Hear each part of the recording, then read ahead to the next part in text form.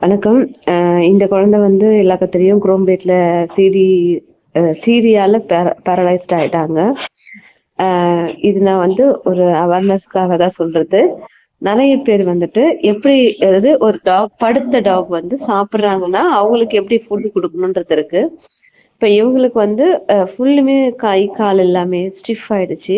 நம்ம என்னதான் பிசியோதெரபி பண்ணாலும், அது ஒரு கால், ஒரு கை வந்து ஸ்டிஃப் ஆயிடுச்சு. அவங்களுக்கு ஒண்ணும் பண்ண முடியல. அது இப்ப இவங்க வந்து எழுந்திரிச்சு சாப்பிட முடியாது. அதனால இவங்களுக்கு நம்ம சாப்பாடு ஓகே ஓரளவுக்கு.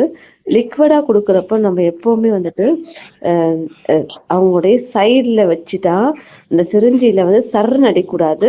கொஞ்சம் கொஞ்சமா, கொஞ்சம் கொஞ்சமா அவங்களுக்கு போகணும். ஏன்னா, நம்ம குடுக்குற உணவே வந்து அவங்களுக்கு வந்து சில டைம்ல ஆபத்தா போயிடும். நம்ம நேர் வழியா குடுக்குறப்போ, சில பேர் நேர் வழியா ஊத்துவாங்க சாப்பாடு, பாலு, தண்ணீன்றத. அப்படி குடுக்குறப்போ, அது நுரையீரலுக்குள்ள போயிட்டு, ஃப்ளூயிட்ஸ் அதாவது தண்ணியா சேர ஆரம்பிச்சுருது. இந்த ஃப்ளூயிட்ஸ் லங்ஸ்ல சேர்றப்ப தான் வந்து பிரீத்திங் ப்ராப்ளம். அவங்களுக்கு மூச்சு விடுதல பிரச்சனைகள் வந்து இறந்து போறாங்க.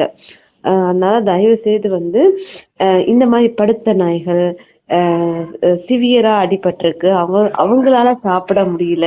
நாம தான் ஃபோர்ஸ் ஃபீடிங் பண்றோம். அப்படிப்பட்ட குழந்தைகளுக்கு வந்து தயவு செய்து இந்த மாரி ஃபீட் பண்ணுங்க. நன்றி.